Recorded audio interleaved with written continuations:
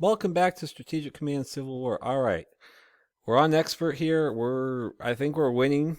We've taken D.C., Baltimore, Annapolis, but it is not. We're close to getting the British to intervene, but it's not over yet. They are massively coming down on us in Tennessee and also New Mexico. So it's not over yet. Now I have a major naval counterattack here. Oh yikes!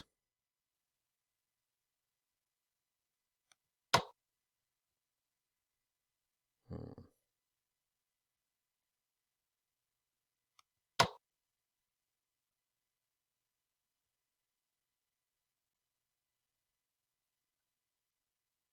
Again, the best way to do this.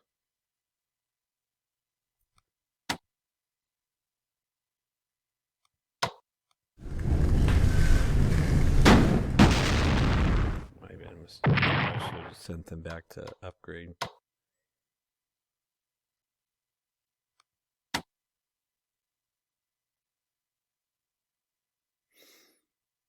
So why is this white here? What is that about?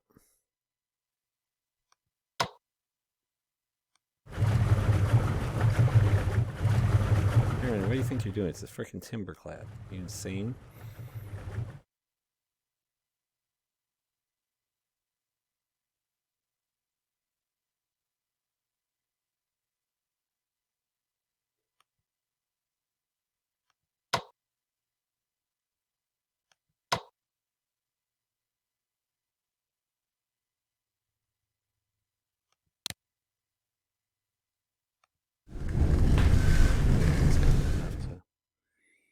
No wonder. How do you...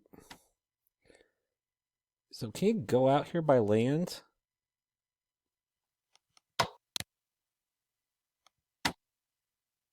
I guess I gotta try to do that or something. Anyone in the comments lets me know. Is it worth trying to take that? Does that do anything? I don't know. Don't know.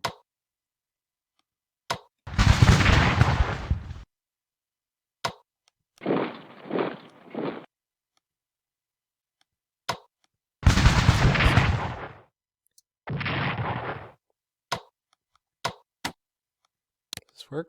Oh, yes. Oh, the railroad is open for business, ladies and gentlemen, truly.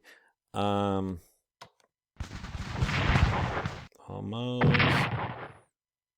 Yeah, get on the rail line. Yes. All right. That concludes most of that part of the DC, Washington, the Maryland, DC campaign. All right, now, do we have anything of police? Hopefully, Lee. Oh, Lee. Oh, we get to talk about Lee. Okay. So the myth about Lee is that he was this.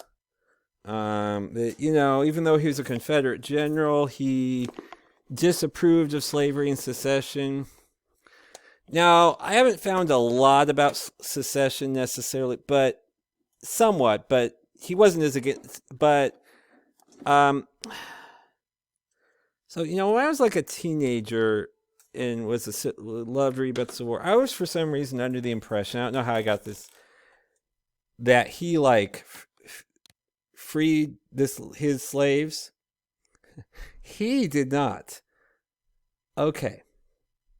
So the idea was that, okay, and also that Lee, really okay, even though he's fighting for the Confederacy, that he was always in favor. And because even after I read some of the stuff about Lee, I thought, well, at least he always was in favor of humane treatment, all right, for black soldiers on the other side. All right, hold on. Before I get too in the weeds on that, I got to think here. Oh, yeah, you get to see the Corps in action. Okay, so. Thanks. Man, they can barely. It's hard to move them.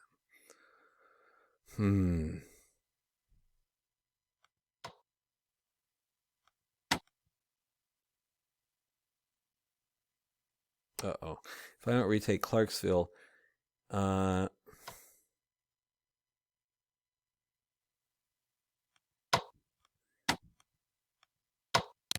it's going to be very... Oh, darn it.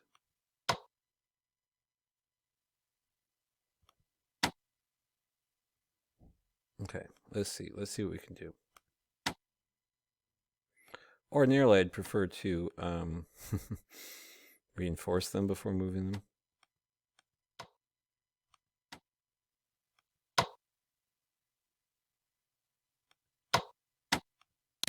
Oh, I can move these guys then.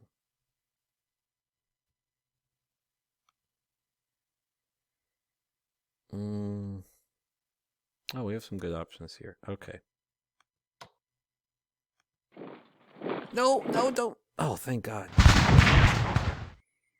I was worried they were going to waste my attack. Problem is, though, yeah, I have no one else to... Gosh, this mud. It's June. Jeez. See, I can't even get them to within range of anyone. My goodness. No,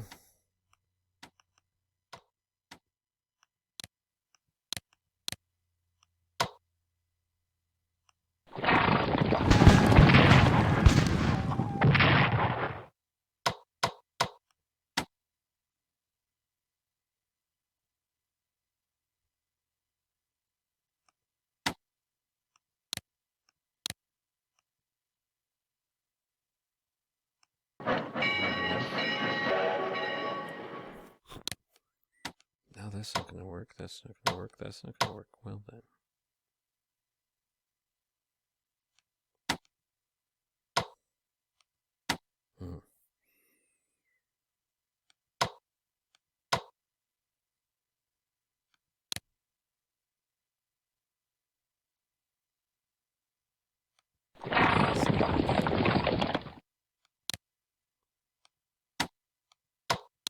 I don't like doing... Oh, God, I don't like doing that.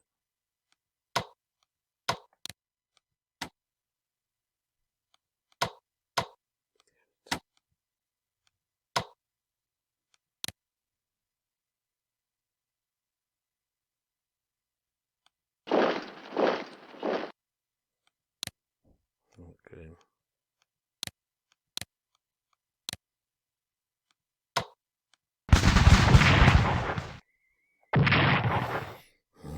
Getting worn down here.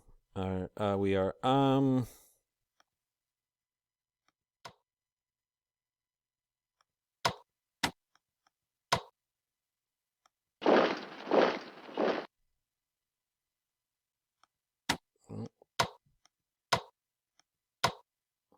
Darn it. Oh, I can move from DC? Awesome.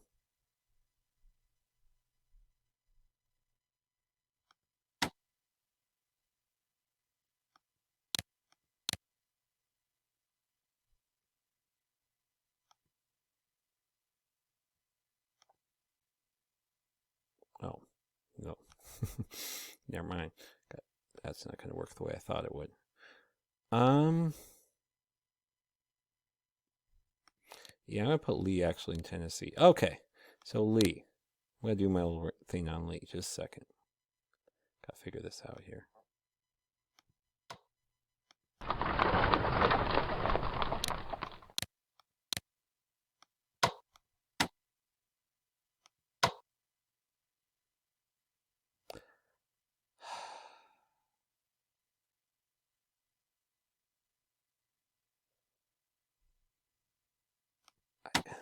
If I have Lone Street, yeah, I gotta move him.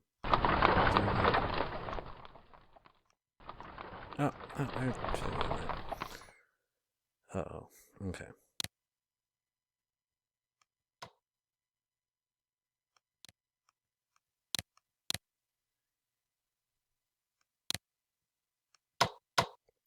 Cheaper because it's a replacement.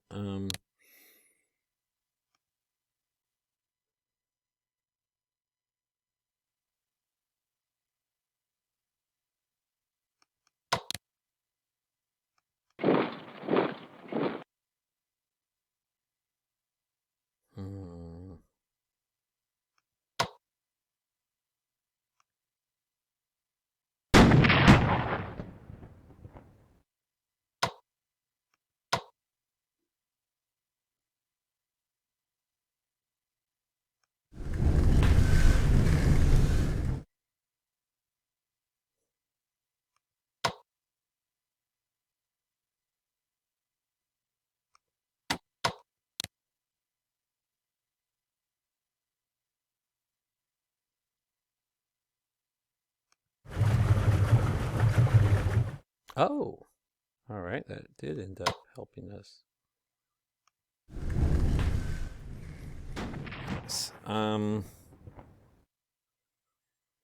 Yeah, I guess I need to do something about him because.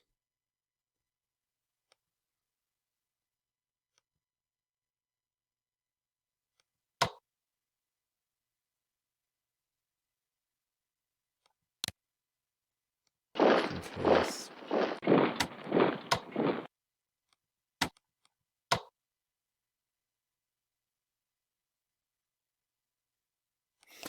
Wonder.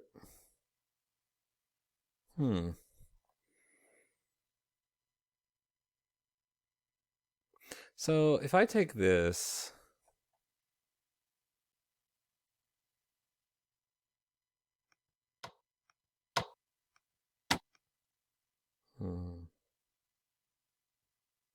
It'd also be good for morale.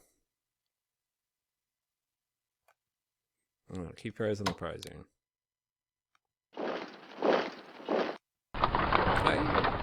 You know what? Would it be useful to have them in Nashville? I mean, in Tennessee.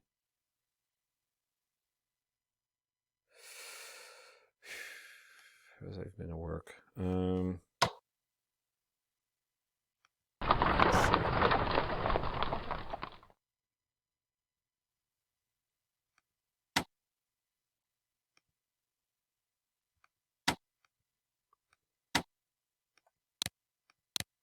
Seems like it'd be kind of a Beauregard operation to do this thing in Louisiana, but he's too far from a real hit. Oh, and so is he. Okay. Well, either way.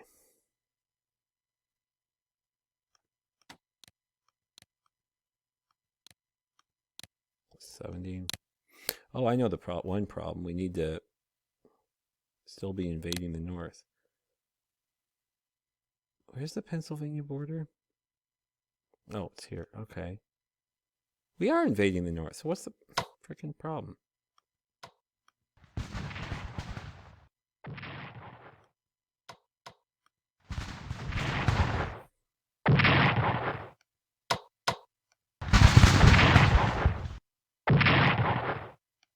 Not sure if that's even a good idea. No, screw it.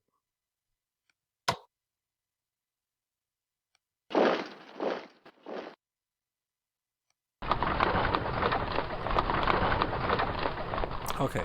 1, 2, 3, 4, 5, 7, 8, 10. So I could actually start moving. Yeah, no, okay. I'll just keep having them harass. I mean, yeah.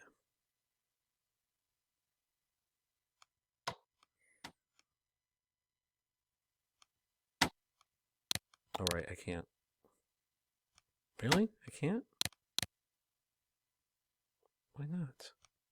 Whatever.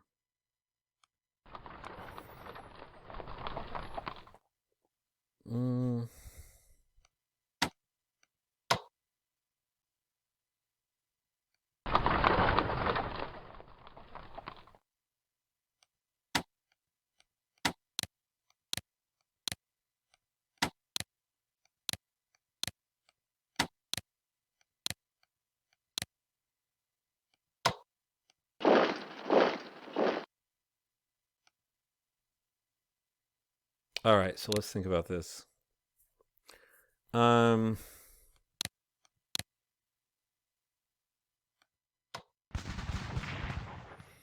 yeah, that's what would help down there is cavalry.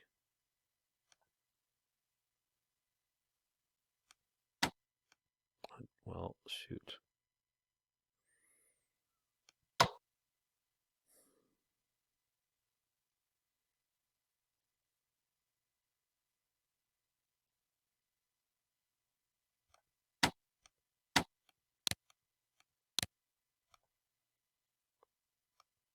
So,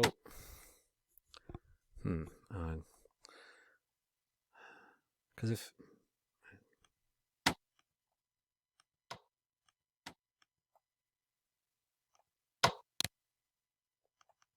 that's a good idea. Okay, let's do it that way.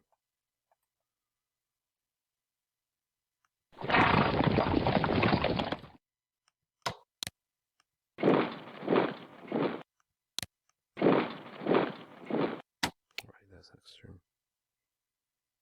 Okay.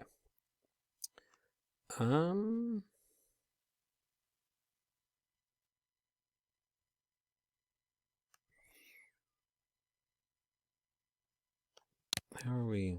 112. Okay, we're closing the gap a little bit.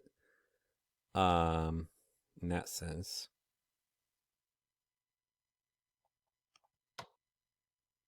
There's no point in doing that, seriously.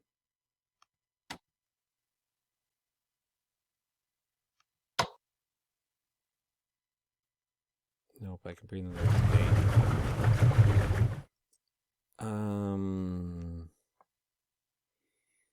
Okay, maybe let's try and see if we can do the Poor Man's New Mexico campaign. Let's see. Let's reinforce first. Oh, we can. Yeah, I need cavalry weapons. Yikes. Okay.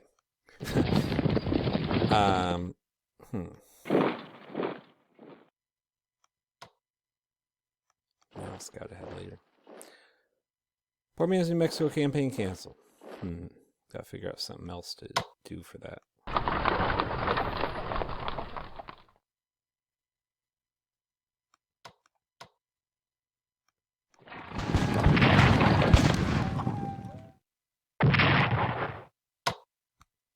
Okay, Van Dorn.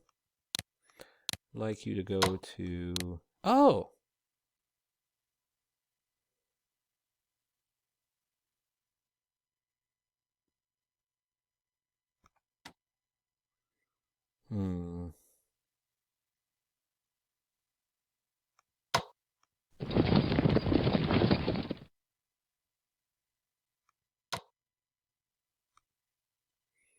Can Yes Johnson move by rail next turn? I don't know.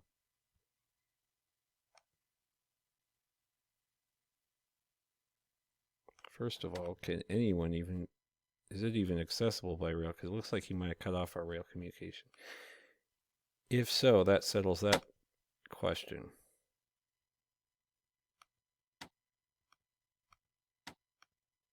Just need to...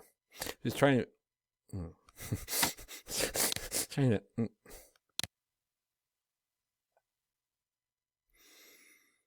Yeah, no, I still can get there by rail.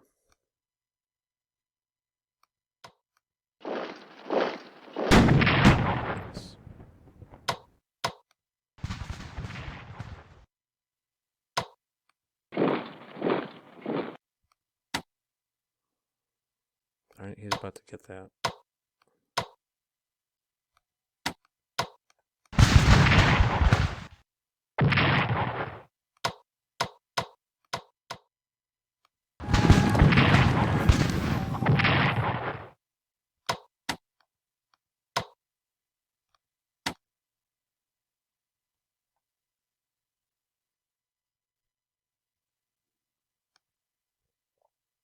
Yikes. Okay,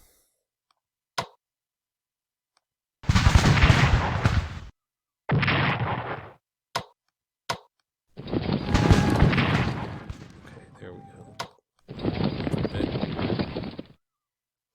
Hopefully.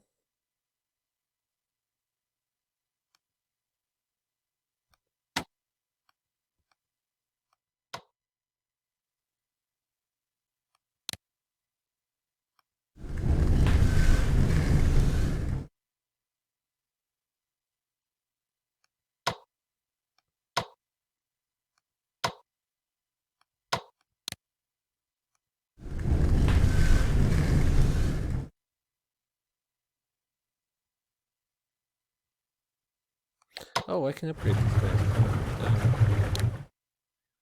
I guess I should get an river-clad something. I don't know what you call it. River ironclad, thank you. Oh, whoop.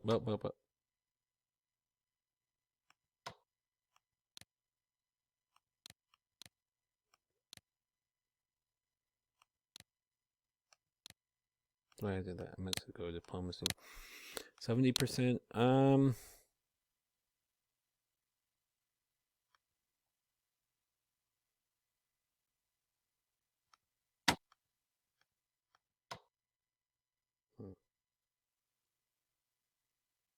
Let's see on Pat there.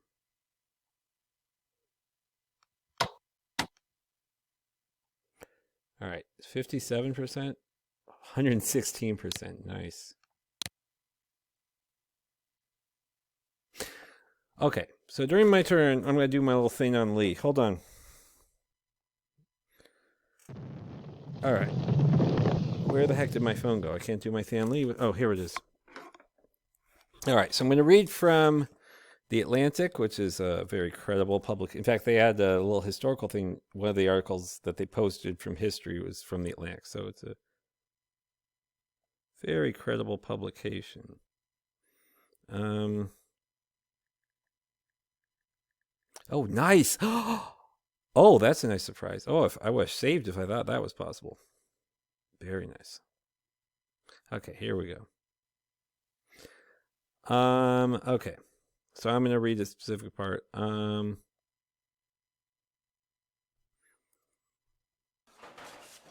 see.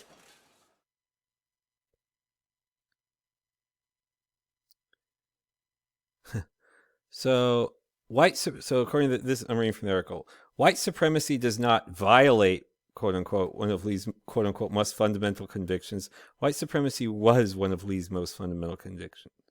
Lee was a slave owner. No, I'm not going to trash him just because he was, not because he was a slave owner, yes, but listen to what happened. Okay.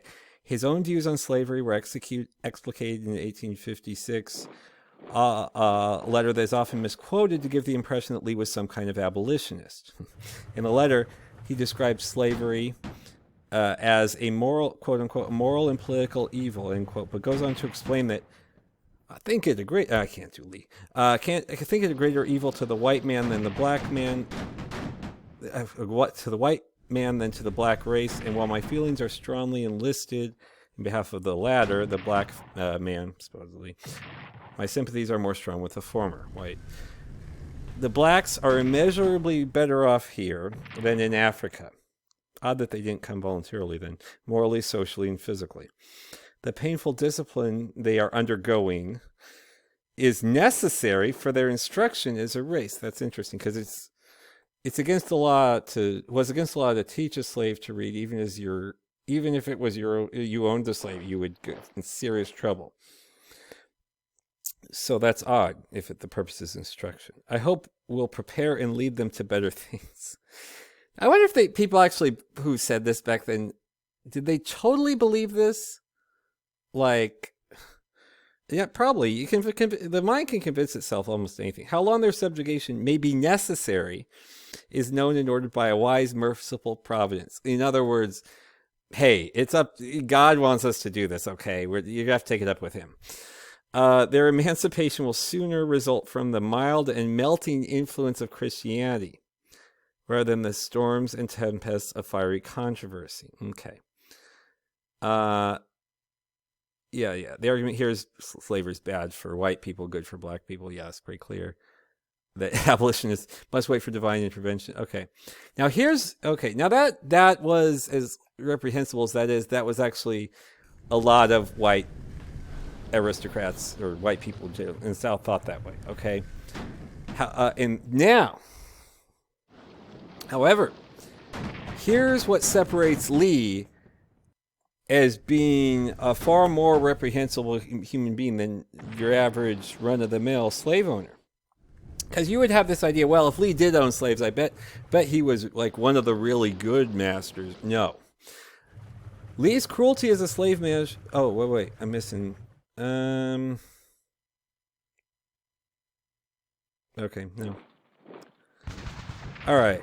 Lee's cruelty as a slave master is not confined to physical punishment. Now wait a minute. I feel like did they already get to the part about...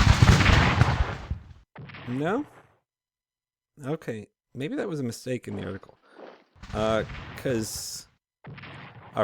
Well, in reading the man, historian Elizabeth Brown Pryor's portrait of Lee, through his writings, Pryor writes that, quote, Lee ruptured... So, when they say the Custis, that was they were a related family. I don't know if it was George Washington... Is it Washington's wife or Washington's mom? Custis. Anyway, strongly related to the Washingtons. Okay, that Washington family. So his wife was a Custis. A granddaughter of Washington. So when Lee inherited slaves, well, let me get to it. Lee ruptured the Washington Custis tradition of respecting slave families, end quote, by hiring them off to other plantations, and that by 1860 he had broken up every family. So Arlington, they might have had hundreds of slaves, if not more. It was a very large plantation. By 1860, he'd broken up every family. That takes some work. But one on the estate, some of whom had been together since Mount Vernon days. The separation of slave families was one of the most... so, again, I'm reading from the Atlantic. So, just unfathomably devastating aspects of slavery, and Pryor wrote that Lee's slaves regard him as, quote, the worst man I ever see, end quote. Now, I don't think this is in the article, but another thing I read about Lee was that, so they mentioned that the Washingtons and Custises had a tradition of not breaking up slave families, and by the standards of, so I had also read that by the standards of, recognition. I know that was really contradictory, me reading that and me, I think this will be, all right. So I'm going to get to, so let me see. I want to wrap this up here, or the first part of it. So the Washingtons and Custises, when I hear, as far as slave owners go, treat their slaves relatively well. So there's never been a runaway in the history of this plantation, in its entire history at Arlington. Then Lee took over. And there was like a whole rash of slaves running away and saying like, I'm not working for this guy. Okay, and this is at a plantation that had never had a runaway slave its entire history. Suddenly, I mean, that says something about what kind of human being he was. Okay? I mean, why would you, especially when you're wealthy enough to own that kind, why would you ever break up a family like that? And you call yourself, I mean, how do you justify that with your whole, well, I'm just doing God's work. I mean, they're up to me, but, God, what do you got to do? 80%. Wow. Okay. Wow. Things are looking very good for us. And I'll get into in the next part, and trigger warning, it's pretty graphic, an account of Lee personally be involved in a slave's punishment. And it's actually, if you've ever seen Roots, it actually beats anything on that even. It was pretty horrific what Lee asked them to do. And this is the guy who history kind of remembers as, even though he fought for the Confederacy, he was like this kindly old man who really was a secret abolitionist. I can't even stop laughing. It's so untrue. And also, the next episode, I'll talk about, so not only did Lee, I was thinking, even after I read all that, like, well, he did a lot to heal the Union. Well, turns out that was not as nice as you'd think it was either. It could have been worse. I mean, yeah, Lee could have made himself some guerrilla leader. Anyway, we'll pick up next time. British recognition, things are looking good. Thanks a lot for joining me. Have a nice day.